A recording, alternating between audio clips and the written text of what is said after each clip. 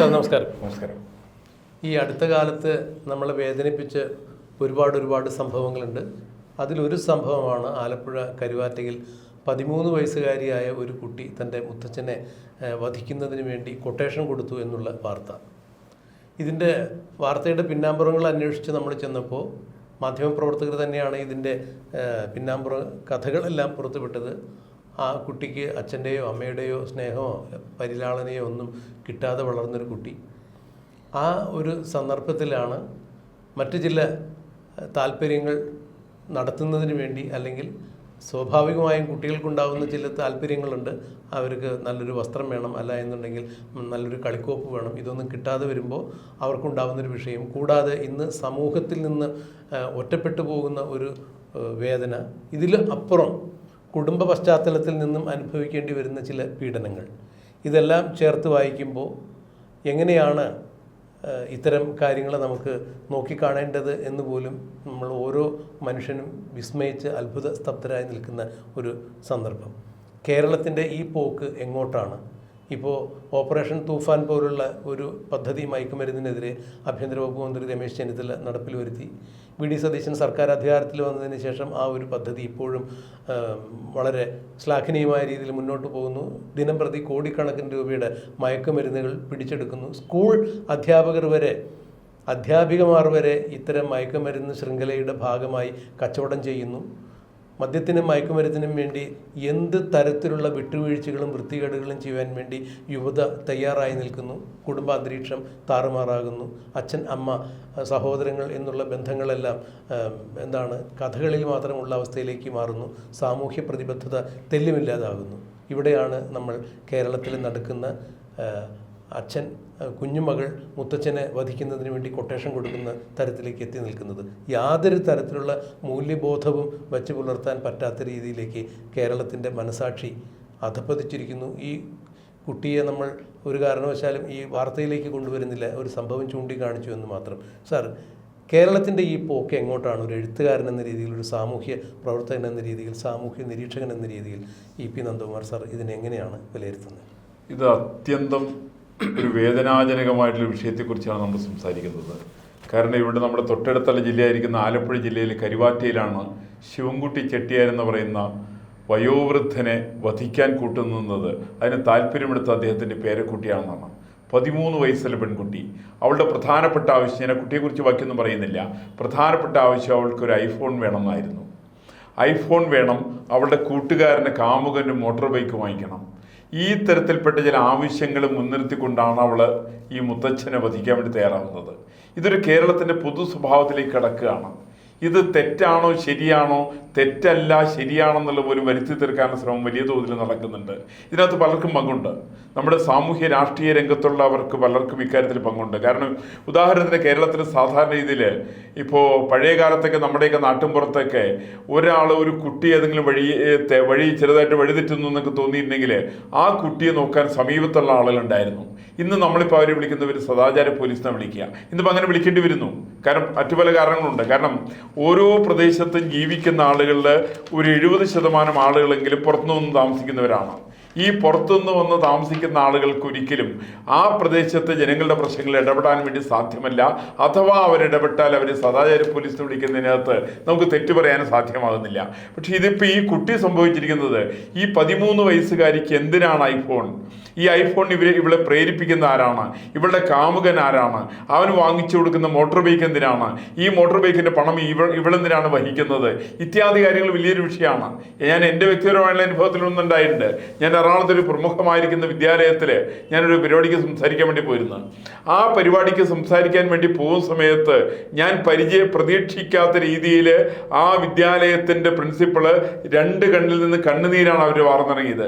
കാരണം അവിടുത്തെ ഒരു വിദ്യാർത്ഥിനിയെ, ഞാൻ വിദ്യാർത്ഥിനി എന്നുള്ള പ്രയോഗം ഇപ്പം തെറ്റാന്നാ പറയുക, പക്ഷെ ഞാനത് പറയാനുള്ള കാരണം, ഒരു പെൺകുട്ടിയെ പോലീസ് കസ്റ്റഡിയിൽ ആ കുട്ടിയെ സംശയിക്കുന്നു, ആ പെൺകുട്ടിയെ കസ്റ്റഡിയിലെടുക്കുന്നു. അതിന് കാരണം ഇന്റർവെൽ സമയത്ത് വിദ്യാലയത്തിൻ്റെ പുറത്തുള്ള ബസ് സ്റ്റോപ്പിൽ നിന്നിട്ട് ആ കുട്ടി മയക്കുമരുന്ന് കച്ചവടം നടത്തുന്നു എന്നുള്ളതാണ് പറയുക. ഇത് അത്യന്തം അപകടകരമാണ്. കാരണം കേരളത്തിലെ മയക്കുമരുന്ന് മാഫിയയുടെ അവരുടെ ഏറ്റവും വലിയ ഇരകളായിട്ട് വരുന്നത് കുട്ടികളാണ്. അതിൽ ആൺകുട്ടികളുണ്ട്, അതിനകത്ത് പെൺകുട്ടികളുണ്ട്. ഈ പറയുന്ന നമ്മൾ പലപ്പോഴും സോഷ്യൽ മീഡിയയിലൊക്കെ വളരെ വ്യാപകമായിട്ട് രീതിയിൽ കാണാറുണ്ട്. മയക്കുമരുന്ന് ഉപയോഗിക്കുന്നതിൽ ആരാണ് കൂടുതൽ? അത് കുട്ടികളാണ് പലപ്പോഴും ഉപയോഗിക്കുക. അത് കുട്ടികളാണ് അതിന് വിതരണം നടത്തുന്നത്. ആ വിതരണം നടത്തുന്നവർക്ക് കമ്മീഷൻ കൊടുക്കുന്നു, അവർക്ക് ഐഫോൺ വാങ്ങിച്ചു കൊടുക്കുന്നു. ഈ പറയുന്ന ഐഫോൺ വിൽക്കുന്ന ആളുകളും അത് വാങ്ങിക്കുന്ന ആളുകളും അത് ആരൊക്കെയാണ് ഉപയോഗിക്കുന്ന ആളുകൾ, ഒരു കൃത്യമായിട്ട് ചിത്രം വേണ്ടേ? ഒരു സമയത്ത് കേരളത്തിൽ എല്ലാത്തിനും ലൈസൻസ് ഉണ്ടായിരുന്നു. ഇന്നിപ്പോൾ അങ്ങനെയല്ല. മൊബൈൽ ഫോൺ ആർക്ക് വേണമെങ്കിലും ഉപയോഗിക്കാം, ഐഫോൺ ആർക്ക് വേണമെങ്കിലും ഉപയോഗിക്കാം. സാമ്പത്തികം, ഞാൻ നേരത്തെ പറഞ്ഞ എന്ന സംഭവത്തിന് തുറച്ചു പറഞ്ഞാൽ എന്നോട് ആ പ്രിൻസിപ്പൾ പറഞ്ഞത് ഈ പറയുന്ന പെൺകുട്ടി അവൾ ഉപയോഗിച്ചിരുന്ന ഫോൺ ഐഫോൺ ആയിരുന്നു എന്നാണ്. അപ്പോൾ ഉടനെ വീട്ടുകാർ വിളിച്ച് സംസാരിക്കുന്നു. എല്ലാ വീട്ടുകാരെ സംബന്ധിച്ചും എൻ്റെ മക്കൾ മാത്രം കുഴപ്പക്കാരൊന്നും അല്ലല്ലോ, അവരെല്ലാവരും മക്കളെ സംരക്ഷിക്കാനുള്ള തത്രപ്പാടിലാണൊക്കെ. അപ്പോൾ ആ സമയത്ത് ആ വീട്ടിലെ വീട്ടമ്മ പറഞ്ഞത് ഞാനാണ് അവൾക്ക് ഫോൺ വാങ്ങിച്ചു കൊടുത്തത്. പക്ഷെ അവർ വാങ്ങിച്ചു കൊടുത്ത ഫോണിൻ്റെ വില 10,000 രൂപ താഴെയാണ്. ഒരു സാധാരണ ചെറിയ ഫോണാണ് വാങ്ങിച്ചു കൊടുത്തത്. ഈ ഫോൺ പോലും ആ കുട്ടിക്ക് യഥാർത്ഥത്തിൽ ആവശ്യമില്ല. മറിച്ച് കുട്ടിക്ക് ആവശ്യമില്ലാത്ത ഫോൺ വാങ്ങിച്ചു കൊടുത്ത് കുട്ടിയെ ഇതിനകത്തേക്ക് വലിച്ചഴിച്ചതിൽ രക്ഷകർത്താക്കൾക്ക് പങ്കില്ല എന്നുള്ളത് സംശയിക്കേണ്ടതാണ്. അറിഞ്ഞുകൊണ്ടായിരിക്കണം നിർബന്ധമില്ല. അറിയാതെ കണ്ട് രക്ഷകർത്താക്കൾ പോലും ഇക്കാര്യത്തിൽ വലിയൊരു പങ്കാണ് വഹിക്കുന്നത്. ഈ പറയുന്ന ചെറിയ കുട്ടികൾ ഫോൺ ഉപയോഗിക്കാൻ പാടില്ല.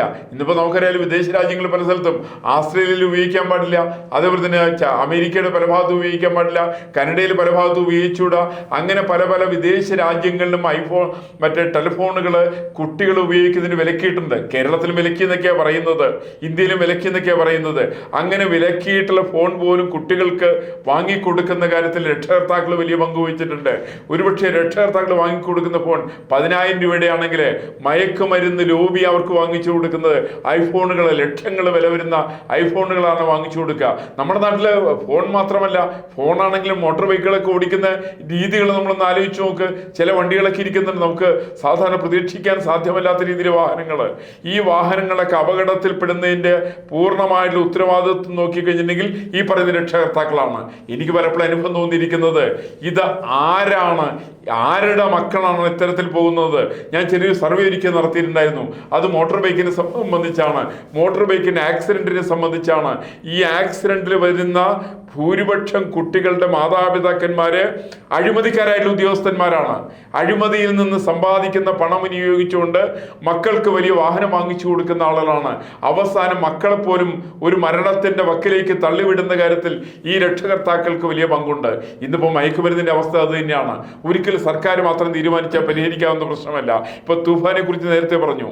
കേരള സർക്കാരിന്റെ ഏറ്റവും വലിയ ഇച്ഛാശക്തിയുടെ തെളിവാണ് തൂഫാൻ പദ്ധതി എന്നുള്ള കാര്യത്തിൽ എനിക്ക് സംശയമൊന്നുമില്ല.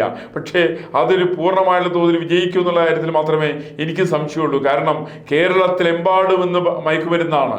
ഈ മയക്കുമരുന്ന് ലോബിയെ പരാജയപ്പെടുത്താൻ വേണ്ടിയിട്ട് ഈ തൂഫാൻ പദ്ധതിക്ക് സാധിക്കുമോ?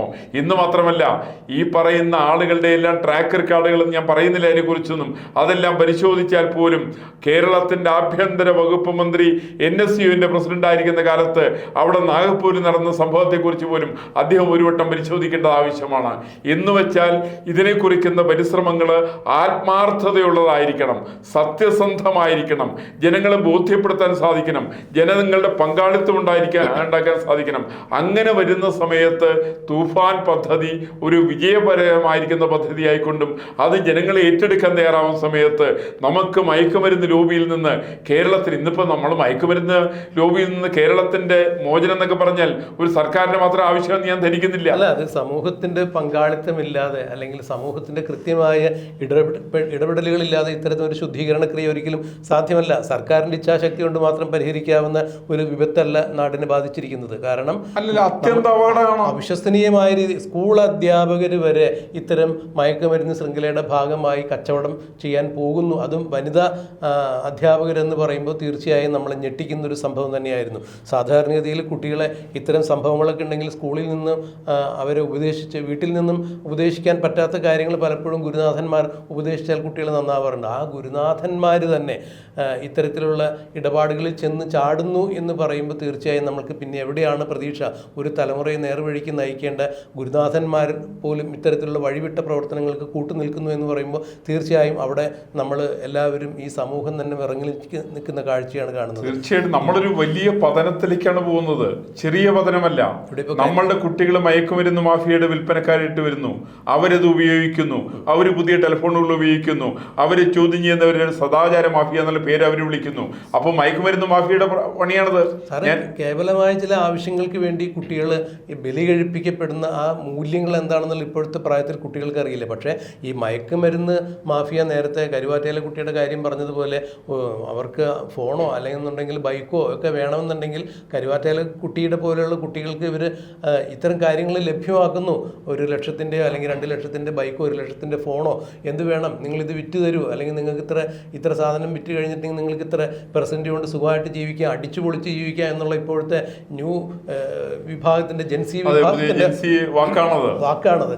പക്ഷേ എന്താണ് ഇവിടെ സംഭവിക്കുന്നത് എന്നുള്ളത് കുട്ടികളെ പറഞ്ഞ് ബോധ്യപ്പെടുത്തേണ്ട ആളുകൾ പോലും ഈ ഇത്തരം ഈ മയക്ക് മാഫിയകളുടെ കയ്യിൽ കളിപ്പാവകളായിട്ട് മാറുമ്പോൾ എവിടെയാണ് ഇതിനൊരു പരിഹാരം കാണുക? സർക്കാരിൻ്റെ ഇച്ഛാശക്തി കൊണ്ട് മാത്രം പരിഹരിക്കപ്പെടാവുന്നൊരു കാര്യമല്ല.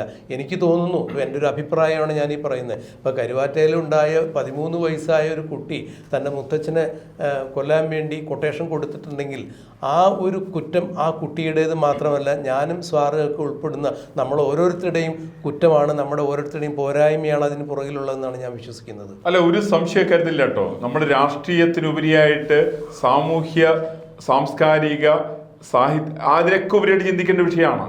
ഇത് എല്ലാവരും ബാധിക്കുന്ന വിഷയമാണ്. ഇത് ഇന്ന് ആ കുട്ടിയെ ബാധിച്ചു, നാളെ നമ്മുടെ മറ്റുള്ളൊരു കുട്ടികളെ ബാധിക്കാൻ സാധ്യതയുണ്ട്. ഇത് തിരിച്ചറിഞ്ഞുകൊണ്ട് ഇതിന് ശാശ്വതമായ പരിഹാരം കാണണമെങ്കിൽ സർക്കാരുകൾ വിചാരിക്കണം.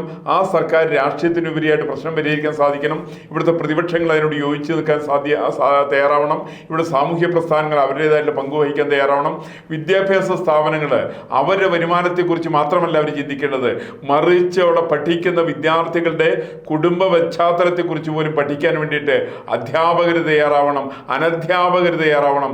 അവരെ വീട്ടിലേക്ക് നിന്ന് വിദ്യാലയങ്ങളിലേക്ക് അയക്കുന്ന രക്ഷകർത്താക്കന്മാർ തയ്യാറാവണം. അങ്ങനെ കൂട്ടായിട്ട് പരിശ്രമത്തിലേക്ക് വലിയൊരു പതനത്തിലേക്കാണ് നമ്മൾ വരിക. സാർ തീർച്ചയായും. കാരണം ഇപ്പോൾ ഈ നമ്മൾ കരുവാറ്റക്കുട്ടിയുടെ വിഷയം പറഞ്ഞു തുടങ്ങിയതിൻ്റെ പേരിൽ അവിടെ തന്നെ ചുറ്റിപ്പറ്റി നിന്ന് സംസാരിക്കുന്നു. കാരണം ഇതിന് ഉത്തരവാദികൾ നമ്മൾ തന്നെയാണെന്ന് പറഞ്ഞാൽ ഞാനും സാറും ഒക്കെ ഉൾപ്പെടുന്ന ഈ സമൂഹം, നമ്മളിപ്പോൾ ഈ മീഡിയയിലിരുന്നുകൊണ്ട് അല്ലെങ്കിൽ മറ്റേതെങ്കിലും മീഡിയാസിലിരുന്നുകൊണ്ട് മയക്കുമരുന്നിനെതിരെ മദ്യത്തിനെതിരെയൊക്കെ വളരെ ഘോരം സംസാരിക്കുന്നു. പക്ഷേ ഇത് ഏത് തരത്തിൽ പ്രായോഗികമാക്കണം എന്നുള്ളതിൻ്റെ ഉത്തരവാദിത്വം കൂടി നമ്മളിൽ കൂടി നിക്ഷിപ്തമാണ്.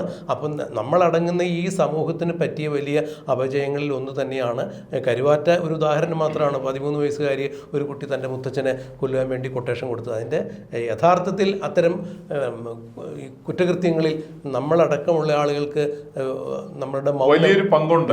കാരണം നമ്മളിപ്പോൾ ശ്രമിച്ച് കേരളത്തിന്റെ ആഖ്യാനങ്ങൾ പലതും കുടുംബ ബന്ധങ്ങളെ തകർക്കുന്നതാണ്. കുടുംബ ബന്ധങ്ങളെ തകർക്കുന്ന ആഖ്യാനങ്ങൾക്ക് പകരമായിട്ട് കുടുംബ ബന്ധത്തിന്റെ ഒരു ഇണങ്ങിച്ചേർക്കല്, അത് ചേർത്ത് വെച്ചുകൊണ്ട് മാത്രമാണ് ഇത്തരം പ്രശ്നങ്ങൾക്ക് പരിഹാരം കാണാൻ സാധിക്കുക. അച്ഛനും അമ്മയും മുത്തച്ഛനും അടങ്ങുന്ന ഒരു കുടുംബ സംവിധാനം, ആ കുടുംബ സംവിധാനത്തിലാണ് പ്രശ്നം പരിഹരിക്കാൻ സാധിക്കുക. അത് രാഷ്ട്രീയ പാർട്ടികൾക്കല്ല, അത് ഭരണ സംവിധാനങ്ങൾക്കല്ല. ഭരണ സംവിധാനങ്ങളും രാഷ്ട്രീയ പ്രസ്ഥാനങ്ങളും സാമൂഹ്യ പ്രസ്ഥാനങ്ങളും മതപ്രസ്ഥാനങ്ങളും എല്ലാവരും കൂടി ചേർന്നുകൊണ്ട് ഒന്നിച്ചൊന്നായിക്കൊണ്ട് സാമൂഹ്യ ഈ വിപത്തിനെ കേരളത്തിൽ നിന്ന് ഒഴിവാക്കുന്ന കാര്യത്തിൽ കൂട്ടായിട്ട് പരിശ്രമത്തിന് മാത്രമേ സാധിക്കുള്ളൂ എന്നാണ് എൻ്റെ വിശ്വാസം.